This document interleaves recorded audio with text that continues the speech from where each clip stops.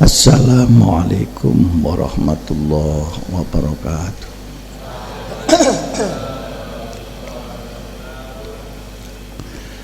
Bismillahirrahmanirrahim. Alhamdulillahi rabbil alamin. Wa bihi nasta'inu ala umuri dunya waddin.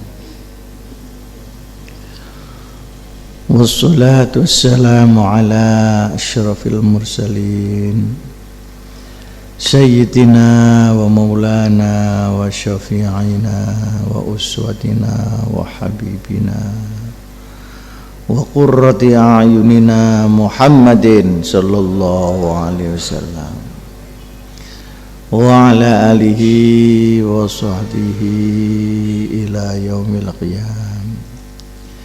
Subhanaka la ilma lana illa ma 'allamtana innaka antal alimul hakim. Rabbana atina min ladunka rahmah wa hayyi' lana min amrina rasyada. Amma ba'd. Anak-anak sekalian, sebelum saya melanjutkan beberapa aliran dan ideologi yang berkembang di dunia Islam dari segi pendekatan sejarah dan pendekatan ajaran. Terlebih dahulu saya ingin muqaddimai dengan gejala yang masuk pada bulan Rabiul Akhir. Sekarang bulan apa?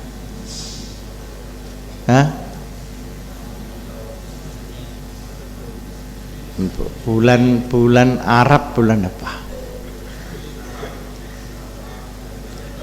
Rabiul Awal, Rabiul Akhir, Jumadil Awal, Jumadil Akhir.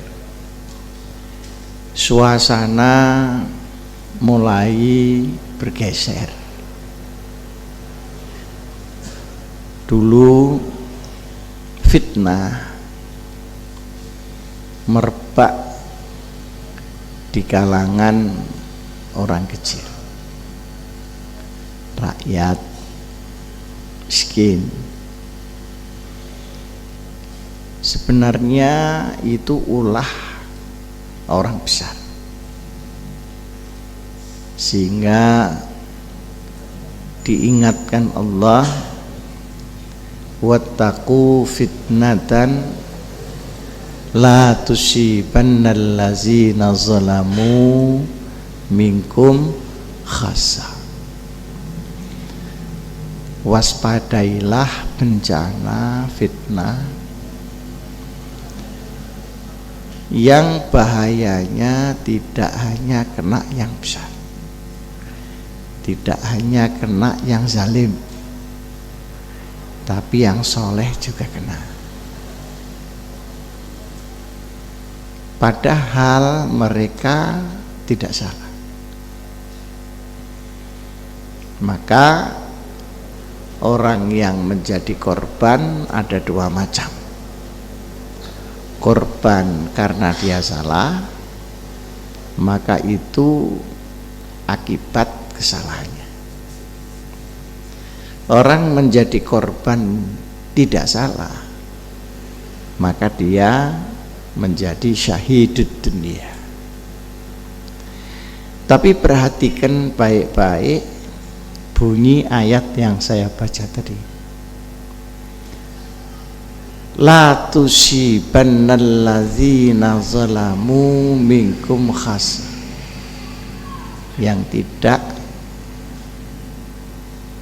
hanya tidak hanya kena yang zalim, saja. Itu maknanya yang zalim bakalnya kena apa tidak? Perhatikan baik-baik. Kalau ayatnya mengatakan fitnah yang tidak hanya kena yang zalim tapi yang tidak zalim, itu bakalnya yang zalim kena apa enggak? Kena apa enggak? Kena. Cuma dari masyiatullah itu yang jadi mukodimah tumbal itu mesti yang kecil-kecil.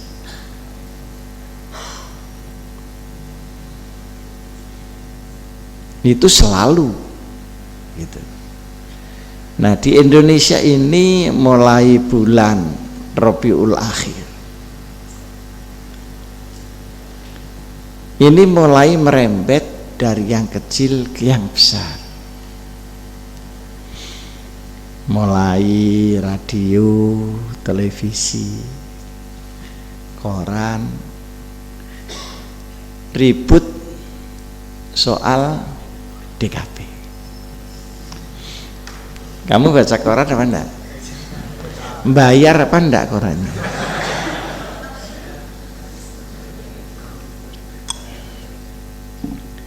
Buat saya DKP-nya tidak penting. Itu hanya trigger. Trigger itu apa? Pemicu.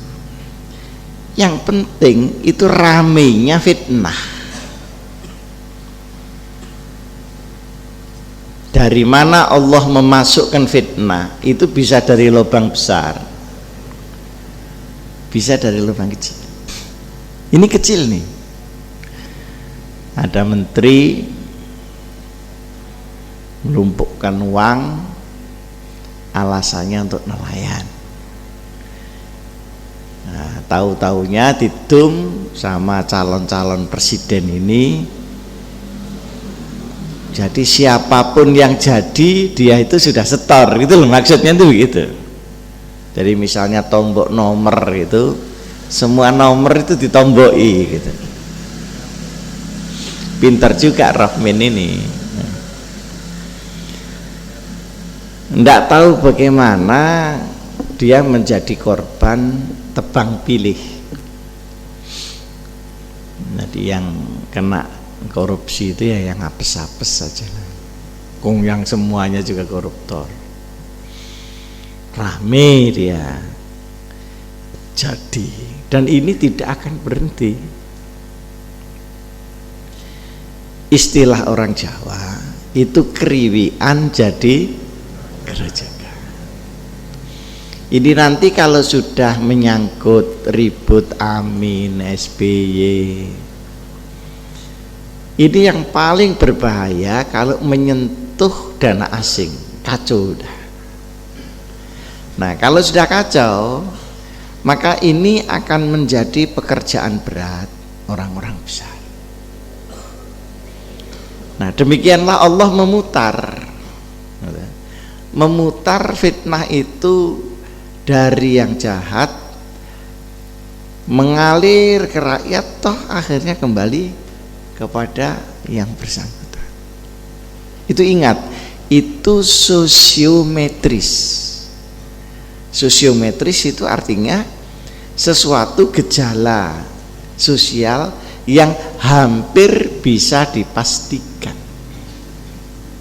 Kalau sosiologis itu relativitasnya tinggi, tapi kalau sosiometris hampir bisa dipastikan.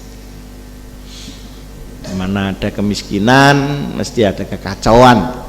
Nah, itu sosiometris.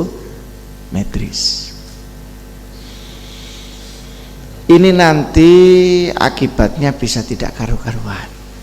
Kenapa? Karena mereka akan mengurus gengsinya sendiri dan rakyat semakin tidak masuk agenda pemikiran.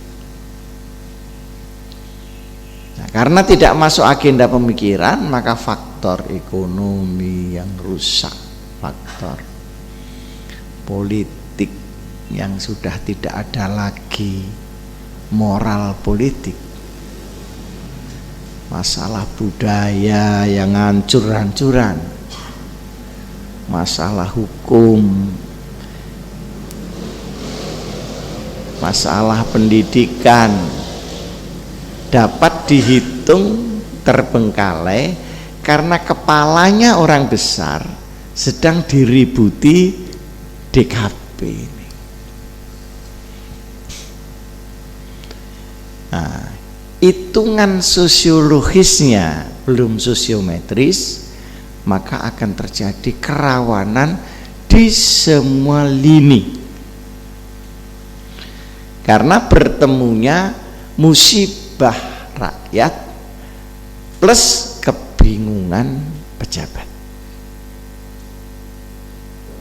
Ini saya ingin kamu kalau baca dalil, baca Quran, baca hadis, itu bisa mengkontekkan dengan fenomena. Karena apa yang tertera di situ sebenarnya adalah informasi tentang fenomena sepanjang zaman.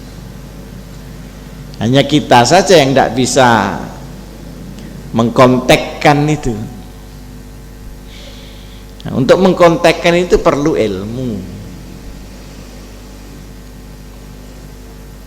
Seperti agama itu seperti apotik, obat semuanya ada. Tapi untuk mengambil ini kan apoteker yang bisa. Nah kalau sakit kesleo terus dikasih obat tetes mata kan kacau. Obat sakit gigi dikasih salep untuk dokorem, bisa salah menggunakan obat. Ini mil praktek, ini malah praktek. Nah, untuk itu maka obatnya tidak ada. Karena ini sudah bagian daripada masyiatullah. Yang ada adalah mohon keselamatan. Yang ada. Sampai badai ini berlalu. Maka untuk orang awam seperti kamu ini memperbaiki kualitas sholatnya. Dah itu aja. Kamu mau amal uang ya tidak mungkin karena bayar makan aja nunggak. Ayo mangan sauran satu sih mentoro nunggak nih arek-arek. Ngancene rai gedek arek-arek. Itu sudah dikasih ibu berapa itu fasilitas itu. Tak mungkin kan kamu mau beramal lewat uang, mau kamu berawal lewat jasa. Kamu bukan orang yang berperanan mengatur masyarakat.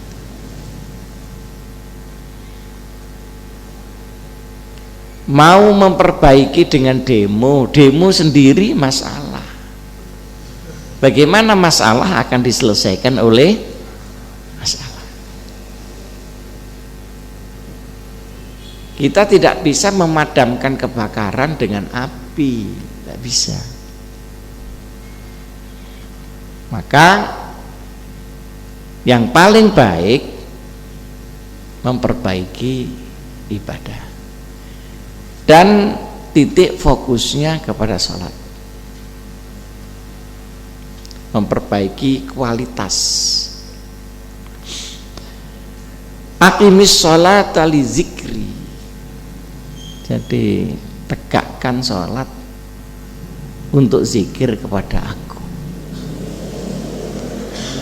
Ini kalau menurut orang kebatinan, sholat menjadi tidak perlu, cukup zikir dengar-dengar saja. Itu tafsirnya bukan jalan lain tapi jalan lain. Yang dimaksud adalah formulasi fikih sholat, sujudnya, rukuknya, doa iftitahnya, itu supaya menjurus kepada zikir. Itu maksudnya. Lam di sini li ghayatil quswa, untuk sebagai sebuah goal, sebuah tujuan, bukan sebuah sebab.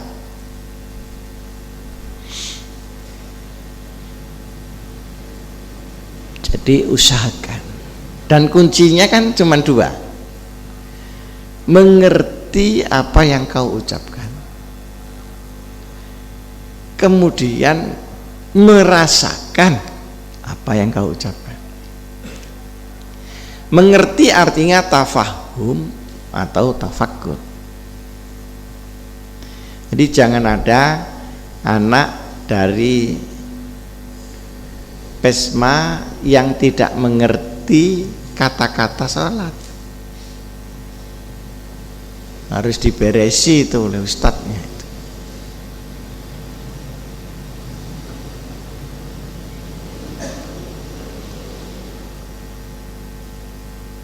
Setelah dia mengerti, penangkapan itu jangan hanya pada pengertian, tapi penghayatan berdasarkan rasa. Dan rasa itu posisinya ada di dalam hati. Tersentuhkah hatimu ketika membaca itu atau tidak? Itu ukurannya. Jadi semakin dua instrumen ini bergetar, antara tafkir dengan tazkir, maka semakin tinggi kualitasnya. Dan itu yang namanya khusyuk. Jadi khusyuk itu jangan denger-denger gini tapi ngerambiang, enggak. Itu bukan khusyuk, itu denger-denger. Jadi khusyuk itu adalah mengkonsentrasikan pemahaman dan penghayatan. Dizikri untuk ingat kepada Allah. Statement-statementnya di Quran itu kan dahsyat. Seandainya masuk hati. Inna sholati, sholat saya, wa nusuki, ibadah. Ibadah di sini baik ibadah yang mahdhah, ibadah ritual, maupun ibadah ammah, ibadah sosial. Wa mahyaya, dan hidupku, wa mamati, sekalian dengan matinya, lillahi rabbil alamin. Kan dahsyat itu. Menjadi tidak dahsyat karena tidak ada tafahum dan tafakkur. Ini satu-satunya jalan.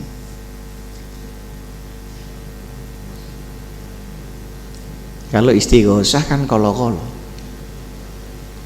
Tapi kalau sholat lalu berfungsi sebagai zikir, maka dia rutin.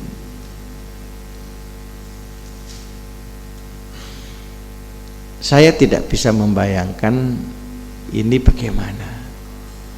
Ada yang saya khawatirkan lagi, kalau Thailand sama Vietnam itu di sana gagal panen. Kita tidak mungkin import dari sana. Wah, itu cilaka itu. Itu dahsyat itu bisa paceklik Indonesia. Karena membeli dari tempat lain lebih mahal dari Indonesia. Padahal di sini orang makannya, anak-anak ini kan kelihatannya kok energi tinggi gitu makan. Katanya orang luar negeri itu, orang Jawa itu Indonesia, kalau kerja itu ndak keringetan, tapi nek mangan keringetan. Jadi ante ini ya ono geragase lah. Itu kalau nanti tidak terbeli oleh rakyat bagaimana? Ini mukadimah saya. Sekarang yang kedua, saya ingin menceritakan tentang agama, aliran dan ideologi. Ini kamu supaya jelas. Agama artinya dinul haq, yang kita pegang ini bersifat universal, bersifat al-alamin. Tidak boleh ada agama Mesir, agama Indonesia, semuanya agama Islam. Tetapi di dalam memahami agama itu, ini ada pola pemahaman, ada hasil pemahaman. Pola pemahaman itu namanya manhaj. Jadi memahami Islam itu dengan pola, dengan frame of thinking plus metodologi. Ini satu hal. Nah, hal yang lain adalah hasilnya. Nah, kalau frame-nya tidak sama, hasilnya mesti tidak sama. Alat olahnya tidak sama, maka dia akan menghasilkan tidak sama. Sekalipun sama-sama singkong, kalau dimasukkan pabrik tapioka, dia akan jadi tapioka. Tapi kalau dimasukkan pabrik gedok lindri, dia akan jadi gedok. Sama-sama dari singkong, karena alat processingnya tidak sama. Ini di sini singkong masuk, diperes, dibuang airnya, kemudian dikeringkan, sudah kering digiling lagi jadi tepung. Tapi kalau yang gedok lindri ini singkong direbus, dikocai dulu kan ya. Nah, kemudian direbus, nah, masuk gilingan yang kemudian keluar itu dipotong-potong, nah ditambah dengan gula, ditambah dengan ini jadi gedok lindri. Ini tidak terhindarkan di dunia. Jadi itu yang disebut aliran. Disebut aliran. Ada Sunni, ada Syiah, ada Wahabiyah, ada Ubadiyah, yang ini barusan saya ketemu di Aljazair, ini baru saya datang ke sana.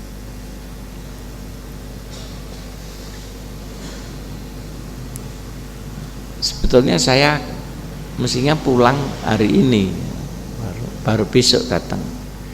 Tapi karena ingat saya kan ngaji mestinya malam ini, jadi saya pulang duluan ya. Wis direwangi ngono kadang-kadang arek-arek gak ngaji lah, kurang ajar ya. Ngaji kitab iki ning grencil arek sing gelengane arek kuru-kuru tok iki meneh. Tapi itu kewajiban saya untuk datang sekarang. Itu aliran. Ada Wahabiyah, ada Syiah, ada Khawarij, ada Ahli Sunnah, ada Murji'ah. Jadi aliran itu ada apa? Aliran adalah menyangkut pemahaman terhadap agama. Karena frame processingnya tidak sama, maka dia menghasilkan kesimpulan-kesimpulan yang tidak sama.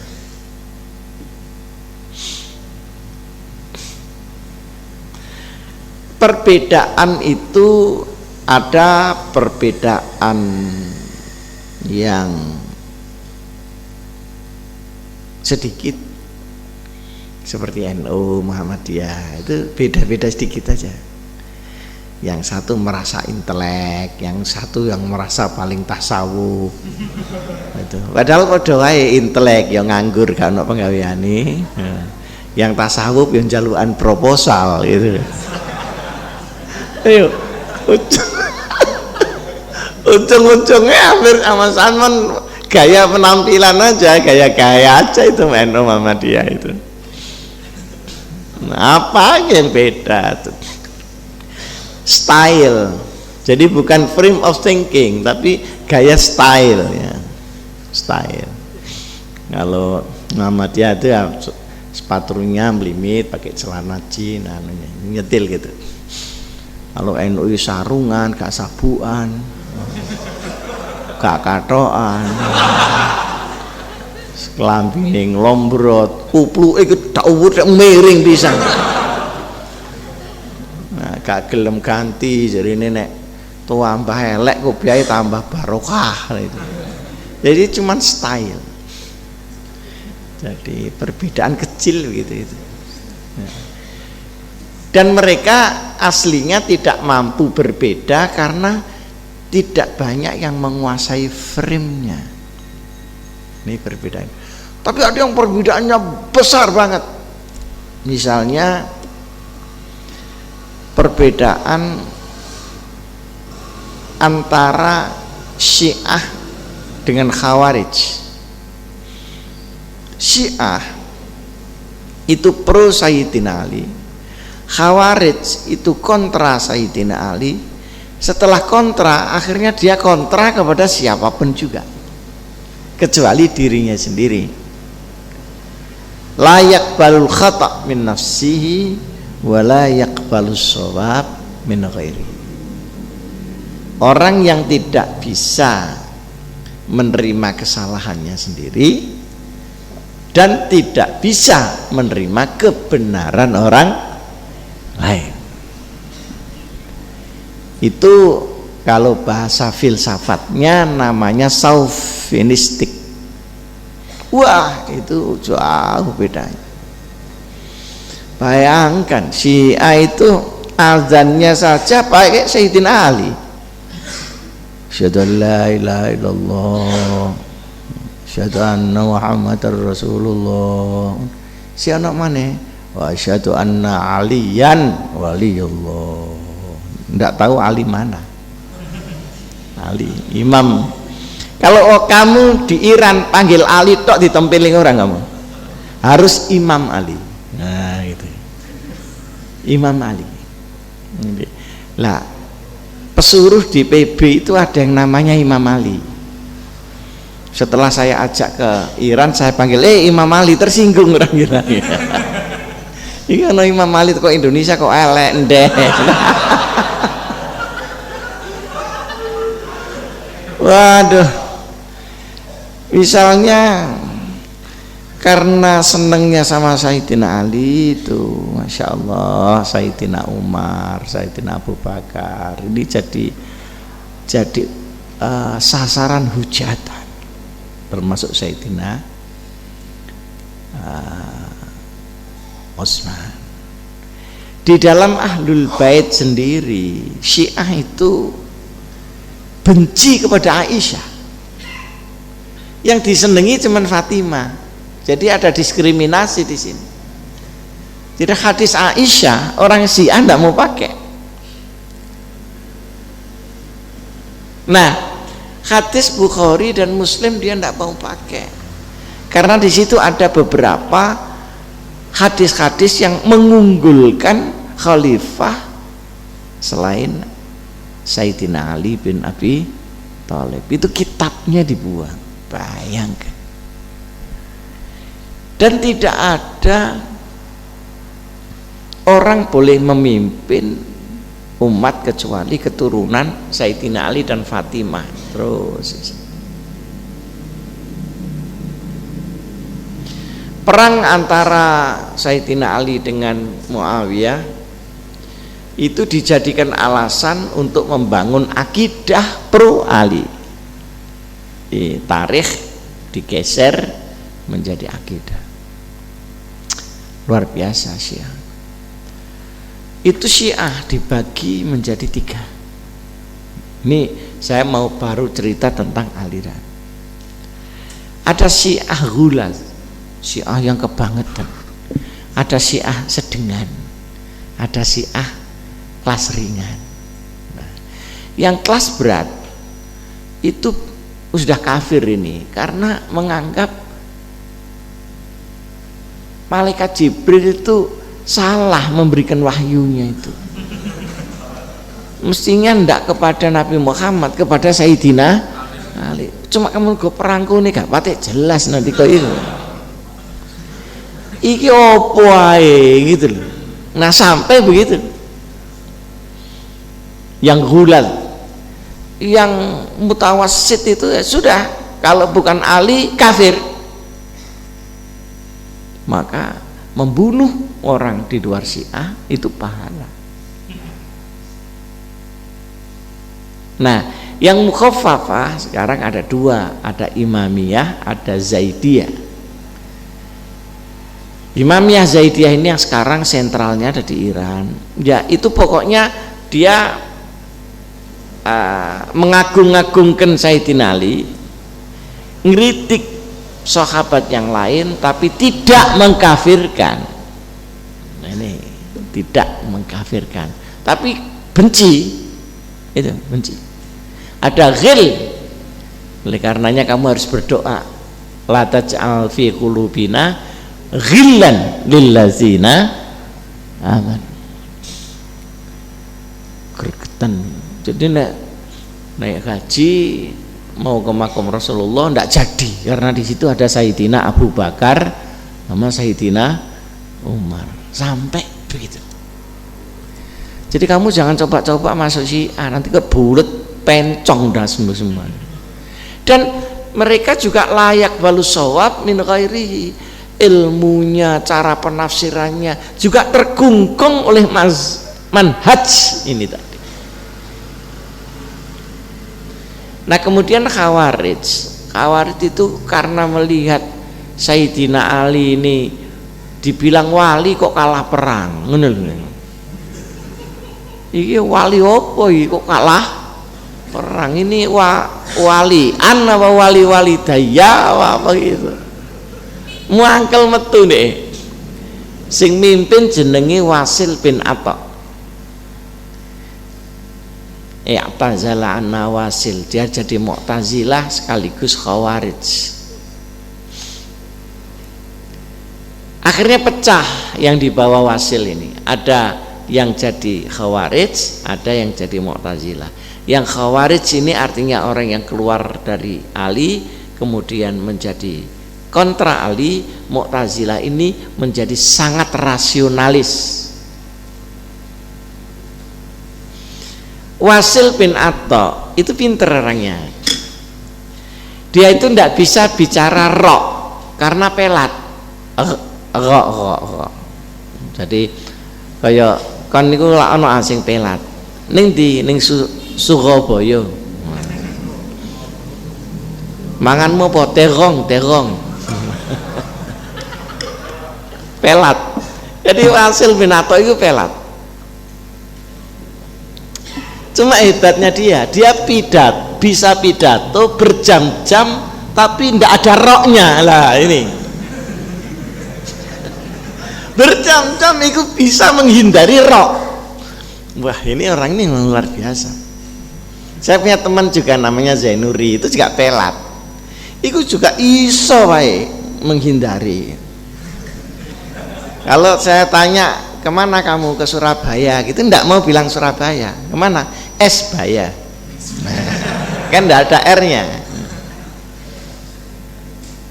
Tuku rokok ngono ya, tumbases. Kan karena rokok lambi. Biyen niku ana rokok cap grendel, kan angel. Ayo tukokno rokok cap grendel. Pak, saya ganggu memang sama saya kacau. Tuku rokok cap grendel, kan R-nya akeh yuk. Rokok cap grendel. Ayo baleni rokok napa? anu cap kancing lawang. Iso dia menghindari R. Ini rokok cap grendel kok iso ndek emuni cap kancing.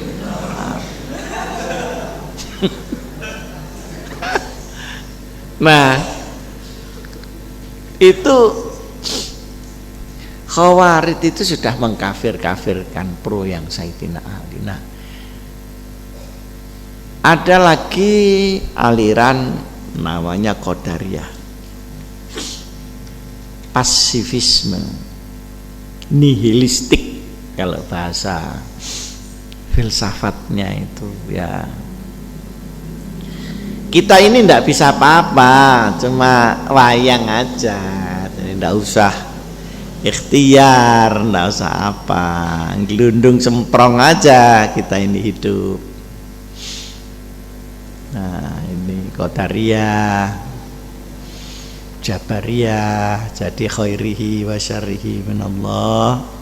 Kecukur kali ya pangeran, ketabrak motor ya pangeran, gak duwe duit ya pangeran, luwe ya pangeran, ngono. Jadi tidak ada keseimbangan. Ada berbagai macam aliran-aliran. Kalau Wahabiyah itu aliran baru, beda itu. Wahabiyah itu tidak termasuk pecahan dari pecahan Islam yang lama. Wahabiyah itu lebih disebut mazhab. Dia masih pakai Hambali, ya. Dia masih pakai Maliki kadang-kadang, tetapi dia berpendirian bahwa Wahabi itu sesuatu yang tidak ada di Saudi, baik sebagai budaya sakofah maupun sebagai takolid, kebiasaan, itu berarti bid'ah. Karena Rasulullah ada di sini kok, ada di Mekah, ada di Madinah. Di sini tidak ada begitu-begitu kok kamu adakan. Nah, sehingga pikirannya itu Saudi sentris, Hijaz sentris. Hijaz itu kawasan Madinah, Mekah dan sekitarnya, termasuk Arafah, itu dari daerah Hijaz. Sebelah selatan ini sudah bukan Hijaz, Ar-Rub'ul Khali, teritorial kosong, Ar-Rub'ul Khali.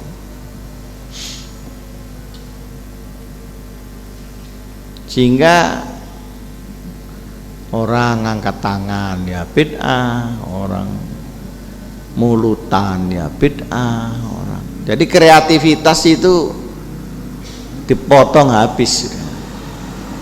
Nah kalau kita kan adat kita bagi tiga. Adat yang memang bertentangan kita tinggal dan tidak bisa diperbaiki. Adat yang salah masih bisa diperbaiki, itu kita perbaiki sehingga benar. Yang ketiga adat yang memang sudah baik, tinggal nambahin tauhid aja, seperti gotong royong, toleransi, itu kan sudah ada di zaman Hindu Buddha sebelum Islam. Kuasa kofa, sekedar sakofah, dia baik, cuma tidak nyantol ke tauhid, tapi bendanya ini baik. Nah ini menurut Imam Syafi'i terima saja, pakai untuk dakwah. Jadi ini baik, cuma nyantolnya ini ke musyrik, Nah, ambil kemudian dicantolkan di tauhid. Karena ininya baik. Seperti menghormati orang tua, menghormati leluhur kan baik. Nah, cuma nyantolnya terus ke Dewi Sri Handayani, ini yang kacau itu. Nah, kalau itu dicantolkan kepada la ilaha illallah maka jadi beres kan. Gitu. Kalau Wahabi tidak bisa terima itu, tidak bisa terima. Nah, sebenarnya apa yang menjadi sebab perpecahan? Yang menjadi sebab utama itu sebetulnya perebutan kekuasaan. Baru yang kedua metode manhajnya. Jadi dua. Jadi ketika sudah Sayyidina Utsman meninggal, Sayyidina Ali berkuasa sebagai khalifah, itu yang pro Sayyidina Utsman menganggap Sayyidina Ali kudeta. Nah, kemudian dibarengi oleh anak Abu Sufyan yang dulu memusuhi Rasulullah pada waktu Fathu Makkah, itu namanya Muawiyah bin Abi Sufyan, bergabung dengan yang kontra Sayyidina Ali, itu perang. Itulah perang yang paling dahsyat itu di Siffin pada waktu tahun 37 dihitung dari hijrah Rasulullah sallallahu alaihi wasallam. Karena Sayyidina Ali meninggal itu tahun 40 hijrah. Nah, kemudian karena perang maka pecah. Yang pro Ali kemudian jadi tasyayyu' tadi, Syiah tadi yang saya sebut ya. Yang kontra Sayyidina Ali ya namanya Khawarij, namanya Mu'tazilah. Oh, ini bertebaran manhaj yang terpola oleh politik kekuasaan. Jadi manhajnya itu terpola oleh politik kekuasaan. Dan itu biasa di Indonesia juga ada, gitu kecil-kecilan tadi, kecil-kecilan. Nah, misalnya sekarang ada zikir istighosah NU, nah, tapi ada setiap kota namanya zikir SBY, itu ada. Ini khusus ndongakno Allahumma SBY menang. Artinya apa? Artinya ada politisasi di dalam manhaj itu. Nah, ini aliran. Nah, kemudian munculnya ahli sunnah itu bagaimana? Munculnya ahli sunnah itu sebenarnya adalah didorong oleh faktor bagaimana Islam difahami sebagai Islam, bukan sebagai pro kontra blok. Semangatnya itu di situ. Maka bukan ahlu Ali, bukan ahlu kontra Ali, tapi ahlus sunnah. Sunnah ai sunnati Rasulullah sallallahu alaihi wasallam. Oleh karenanya gerakannya menjadi gerakan ilmiah, bukan gerakan pro kontra terhadap kelompok. Begitu ceritanya. Nah, kenapa kok ada jamaahnya?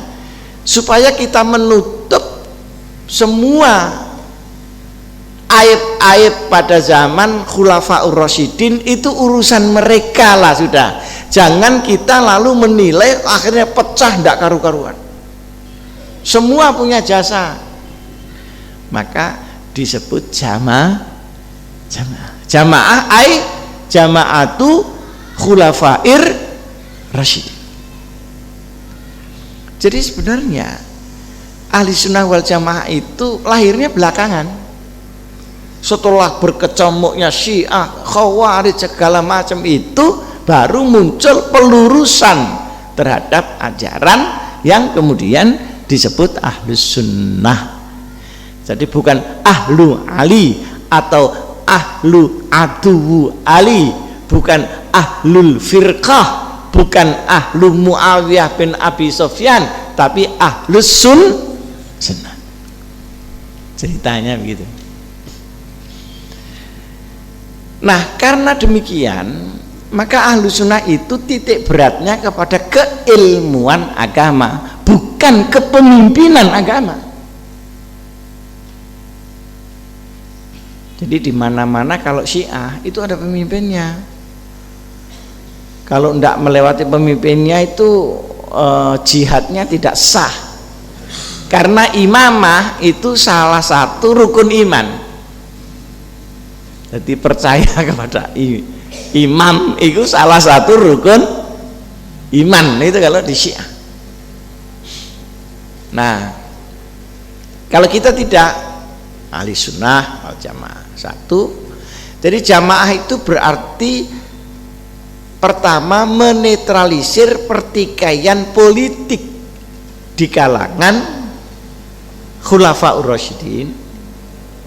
Masing-masing kita kembalikan kepada amal beliau masing-masing, dan kita menghormati semuanya, baik Umar sampai Sayyidina Ali, dan kita diam terhadap pertikaian di antara mereka.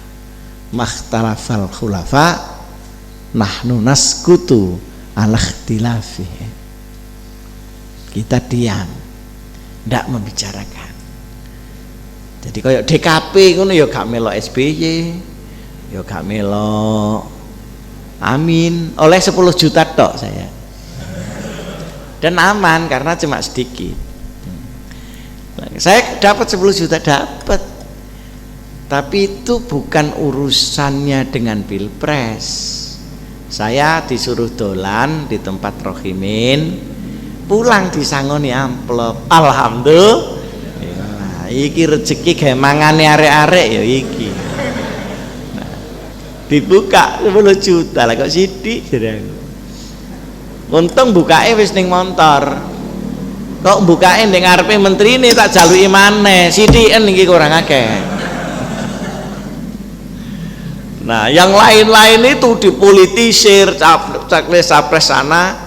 Nah, mahtalafa fi hadil amr nahnu naskut. Jadi dari pertikaian antara Sayyidina Ali, Sayyidina Utsman, bagaimana Sayyidina Abu Bakar, Umar mati terbunuh. Sayyidina Umar itu meninggalnya terbunuh, kemudian diganti Sayyidina Utsman terbunuh lagi, diganti Sayyidina Ali terbunuh lagi. Jadi yang aman itu cuma Abu Bakar Siddiq. Di Iran itu orang yang membunuh Sayyidina Umar itu digambar pakai figura ditulisi radhiyallahu an. Ini kan terlalu ini kan hari begitu kebenciannya, sehingga ini aliran ini dibentuk oleh kebencian sejarah, dan itu selalu diulang-ulang di khutbah manapun, apa khutbah Jumat, apa pidato, kalau namanya itu Syiah mesti nyebut Sayyidina Ali, mesti nyebut Fatimah, mesti nyebut ndak seneng Aisyah, mesti nyebut ndak seneng Abu Bakar, mesti nyebut Hasan Husain yang dianiaya, yang ini. Jadi itu saja videonya itu. Tidak pernah Anda mendengarkan ceramah Syiah itu tentang tafsir lah, tentang hadis lah, tentang tidak. Maka muncul ahli sunnah itu untuk mengembalikan Islam sebagai Islam. Jadi bukan Islam sebagai pro kontra orang, gitu loh, jelasnya itu. Nah, tapi anehnya Sekarang ini yang terjadi di seluruh dunia, yang punya kekuatan untuk melawan Israel dan Palestina, Israel dan mana? Amerika. Hari ini cuma Syiah, yang lain udah deledek semua, termasuk Wahabiyah yang di Saudi Arabia itu ya karena dipompakan minyaknya. Wong Arab iki ngumpone tok gak iso, nompone dhuwit sing iso, ngumpul tok gak iso, sing ngumpone Amerika. Karena yang mengumpah Amerika transaksi mesti dengan Aramco, dengan Amerika. Seluruh duit-duit Saudi ada di sana. Kalau diblokade di sana langsung jatuh ekonomi Saudi. Maka Saudi ku wedine nang Amerika ngalah-ngalahi wedine nang Allah Subhanahu wa taala. Takut sekali sama mereka. Nah sekarang yang berani ngadepi itu cuma Syiah. Kenapa? Karena dia punya imamah tadi itu. Imamah punya komando. Jadi Iran itu utuh orangnya. Satu nyeleweng tangkap masuk penjara. Itu di Iran. Jadi utuh. Nah, selain utuh, Iran ini kakinya banyak.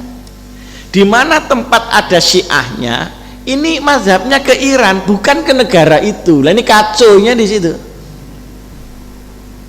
Maka kalau Syiah itu besar misalnya di Indonesia, iku podo ambek gawe negara Iran di Indonesia. Di Libanon itu ada tokoh Syiah namanya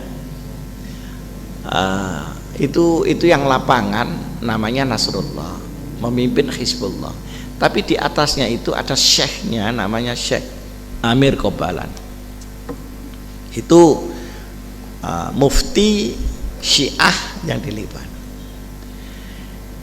Setiap hari Jumat itu kalau khutbah Nasrullah itu sampai jam 3:30 pidato khutbah itu.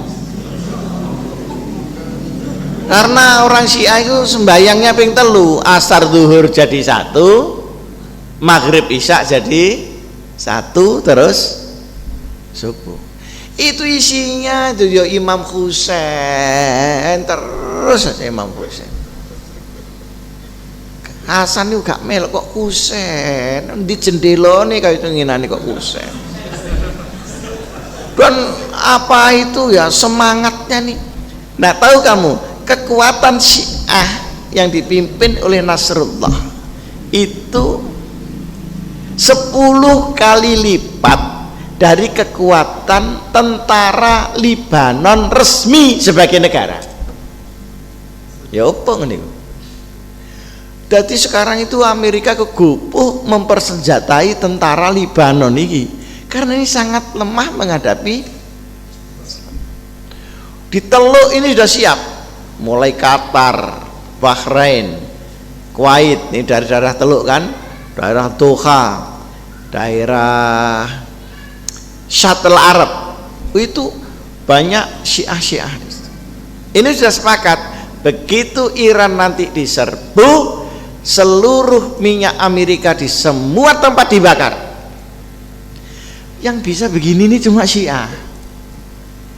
Lah, yang ahli sunnah itu kan gak mikir ngono, ya mikir gawe madrasah, mikir ini, mikir anu, ono sing nganggur gitu, gak apa-apa, tolak lolok tok. Tapi tidak ada faktor leadership. Nah, dari aliran ini melahirkan sebuah gerakan. Ini ya. Jadi tadi kan Islam, ya. Kemudian aliran. Nah, setiap aliran mungkin satu aliran itu mempunyai banyak gerakan. Nah, gerakan yang nama bersangkut paut dengan politik itu namanya ideologi. Ini yang saya katakan di koran-koran sebagai ideologi transnasional. Punya seperti Ikhwanul Muslimin, seperti Mujahidin, itu bukan aliran pemahamannya kepada Islam, tetapi gerakannya. Jadi movementnya, harokah. Ada jaulah yang apa dicincing apa niku. Kok anu celonone di apa? Diunjukne lah ngono lah. Sing gayane kaya zaman Kanjeng Nabi tapi njalukan ngono. Turu ning masjid ngono gak umbah-umbah ngono iku niru Kanjeng Nabi. Itu ada sentralnya di sana di daerah Islamabad di Pakistan. Ada gerakan, itu gerakan Mujahidin, ujung-ujungnya menguasai pemerintahan. Nah, ini beda. Kamu bisa ndak membedakan antara Islam dan partai Islam? Kalau kamu bisa, berarti bisa membedakan antara aliran dengan ideologi transnasional tadi. Kalau agama itu Islam, partai P3, bisa enggak kamu membedakan antara P3 dengan Islam?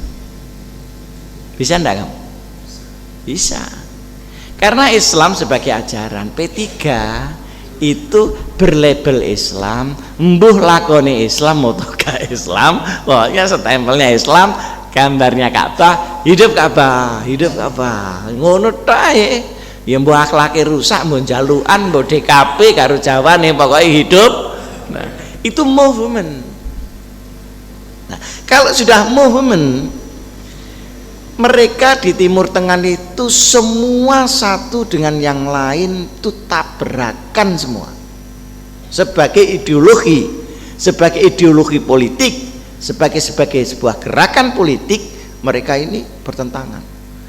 Yang mujahidin yang tidak cocok dengan ikhwanul muslimin yang tidak cocok dengan jaulah yang tidak cocok dengan apalagi Ubadiyah, tidak cocok lagi dengan gerakan-gerakan Saudi. Ini saling bunuh mereka itu dengan Al-Qaeda. Tidak cocoknya orang Arab itu urusannya membunuh. Saya kan di Aljazair tanggal berapa saya masuk sana? 19, tanggal 20. Sekarang tanggal berapa ya? 26. Saya tanggal 20 siang masuk Aljazair. Tanggal 18, 2 hari sebelum ke sana, itu kantor Perdana Menteri Aljazair itu dibom dengan bom bunuh diri. Dan terus terang, kami bertanggung jawab adalah kelompok Al-Qaeda. Alasannya karena Perdana Menteri ini pro Amerika. Kalau sudah begini, ini sebetulnya kan sudah bukan agama sebagai ajaran. Itu kan konflik of interest. Ngerti ya kamu? Konflik of interest. Ya seperti NU, podo wae konflik of interestnya sama. NU-nya NU, tapi partai nih ya ndelok endi sing iso ndadekno aku dadi DPR. Nah, PKB sing iso melok PKB, PKK gak keduman melok PKNU. Nah, PKNU saja kok sesek, mah ngalih P3. Ngono ae. Dadi golek nggone bokong ae wong-wong itu. Tapi anehnya selalu atas nama agama.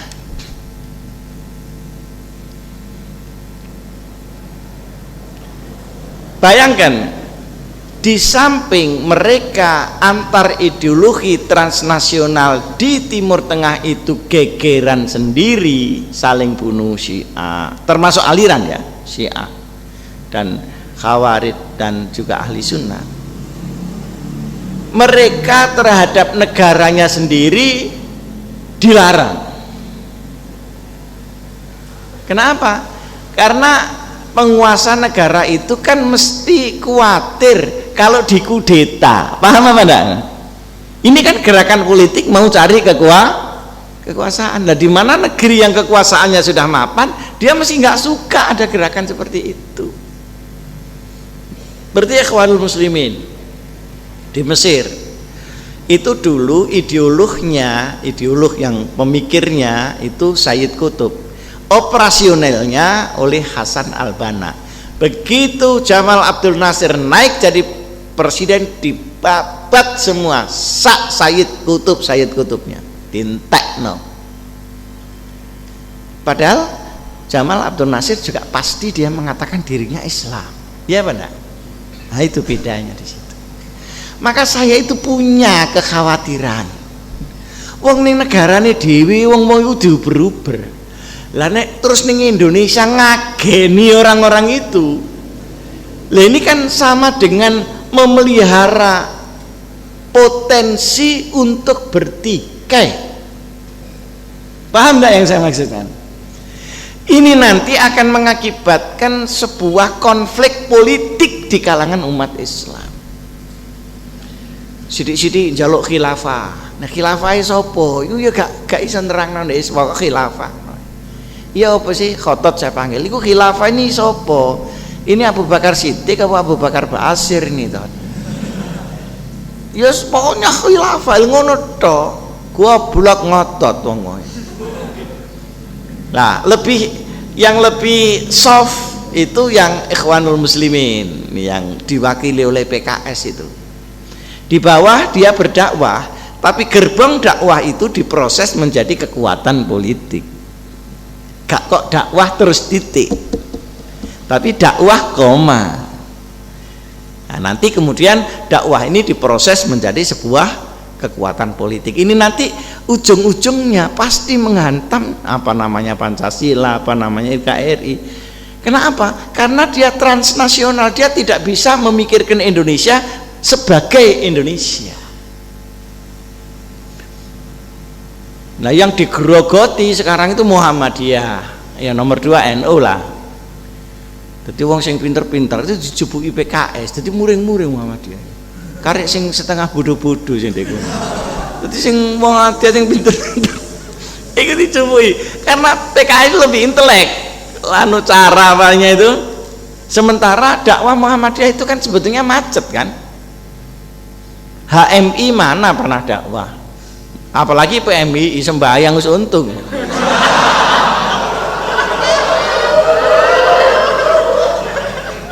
Nah, di PMI itu pergerakan mahasiswa insya Allah Islam. Penggaweane liyane camping, sehingga dari segi dakwahnya diambil kami.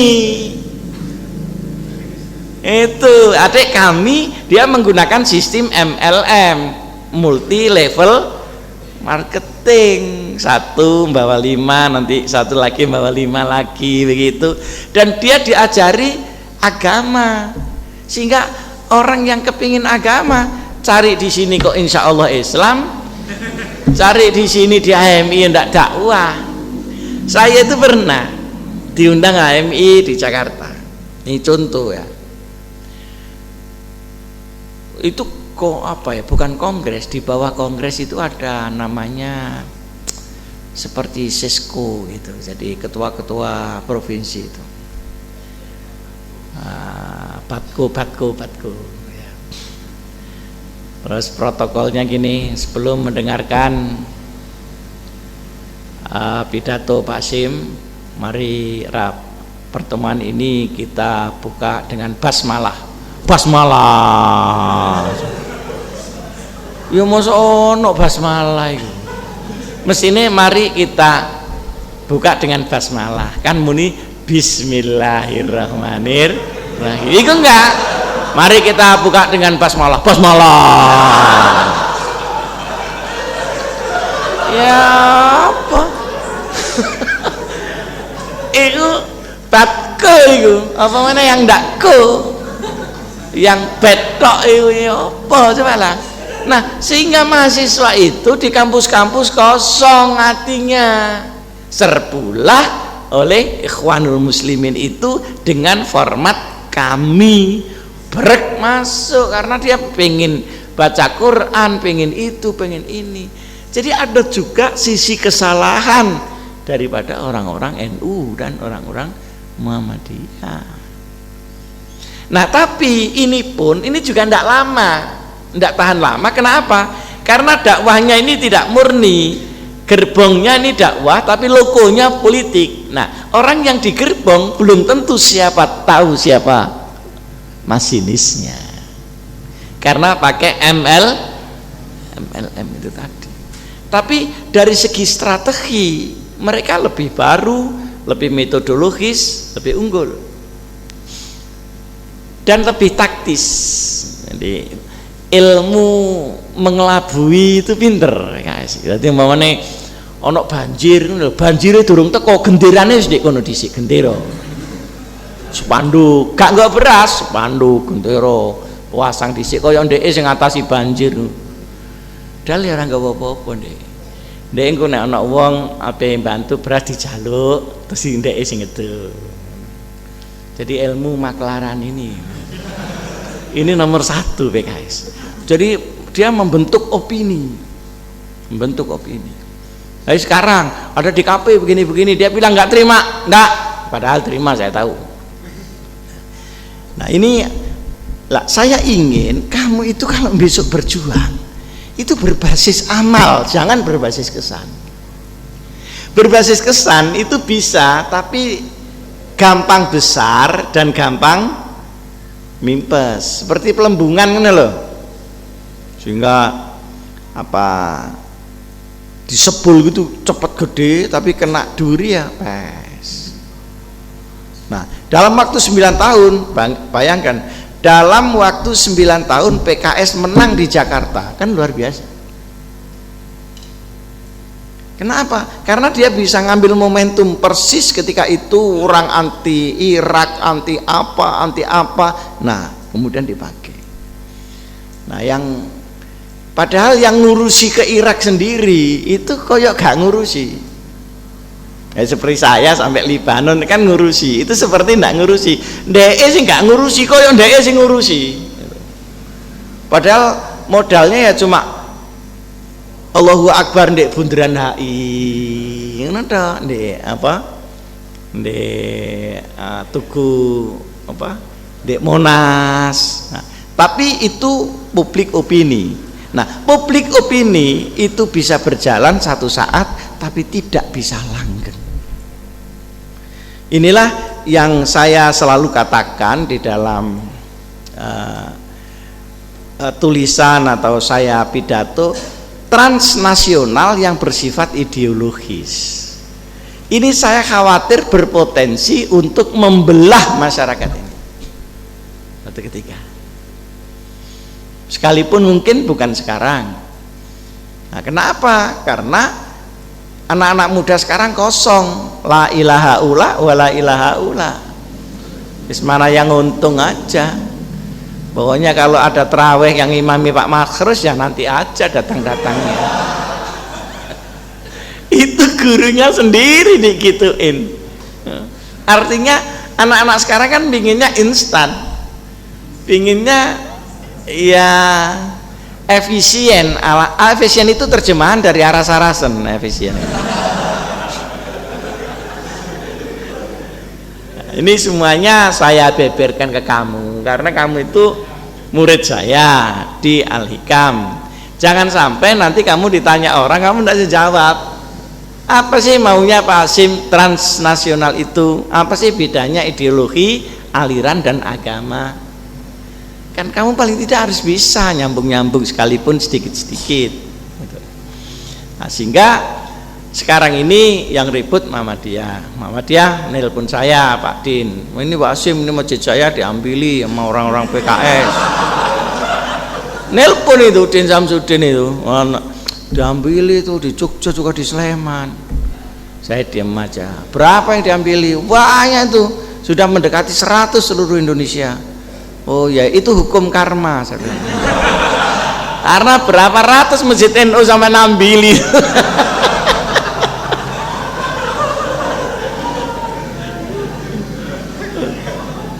Nah, dakwahnya Muhammadiyah kan turun drastis. Dulu setiap masjidnya Muhammadiyah, misalnya ada masjid At-Taqwa, masjid apa, level Muhammadiyah, selalu ada muzakarah di situ. Enggak, sekarang enggak. Nah, dimasuki Jaula, dimasuki yang Maghribi, dimasuki ini. Nah, mereka jamaah, lalu halaqah, habis itu diambil takmirnya. Nah, ini kenapa? Karena mereka tidak akan mau membuat masjid sendiri. Kalau membuat masjid sendiri, satu, biayanya mahal. Yang kedua, orang yang lain dia nggak mau masuk. Tapi kalau mengambil yang sudah ada gerbong dan penumpangnya, kan tinggal midatoi dia. Nah, itu. Tapi kadang-kadang juga kurang pinter, nyerang tahlil, ini mangkel orang-orang. Tahlil itu menurut orang NU itu dianggap agama, itu tahlil. Jadi orang tidak tahlilan itu dianggap sekarang agama nih, lah goblok apa itu. Tapi kadang-kadang disinggung oleh yang Wahabi tadi, yang Wahabi tadi kan tidak suka karena tidak ada pada zaman Rasulullah Sallallahu Alaihi Wasallam. Nah, ini mereka suka menguasai milik NU, kemudian nggak suka tahlil. Nah, akhirnya bentrok. Nah, bentrok ya menang NU-nya karena NU-nya orangnya lebih banyak dan nekat-nekat. Wong bodoh kan nekat. Wong bodoh itu nekat, tapi nek bodoh plus kaya itu sombong. Tapi kalau bodoh tok itu nekat. Nah, Muhammadiyah ini kan orangnya relatif pemikirannya lumayan. Jadi ketika diambili dan mereka secara sadar diambil, udah selesai habis betulan. Dan sama-sama ndak seneng tahlilnya kan, jadi podo gitu loh. Nah, yang menyelamatkan masjid-masjid di NU di situ. Nah, Syiah ini yang saya paling khawatir itu satu, secara gerakan loh ya. Kalau secara ajaran seperti tadi, kalau ada Syiah di dunia manapun, dia mazhabnya itu ke Iran, tidak mungkin ke Indonesia. Tidak mungkin bicara nasionalisme, karena nasionalisme menurut mereka itu bid'ah. Sehingga orang tidak boleh memikirkan secara nasional masing-masing, harus di bawah komando, sementara komando mereka tidak jalan dan bertentangan satu dengan yang lain. Al-Fatihah.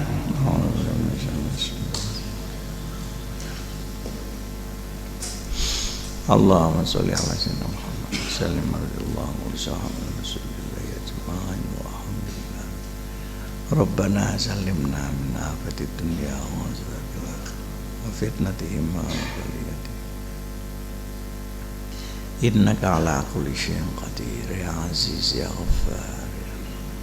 Rabbana wa atina ma wa'adtana ala rasulika wa tukhzina ya Rabbana zalamna anfusana wa in lam taghfir lana la ilaha illa anta subhanaka. Sallallahu ala sayyidina Muhammadin nabil ummi wa ala alihi wasallam walhamdulillahi rabbil alamin. Assalamualaikum warahmatullahi wabarakatuh.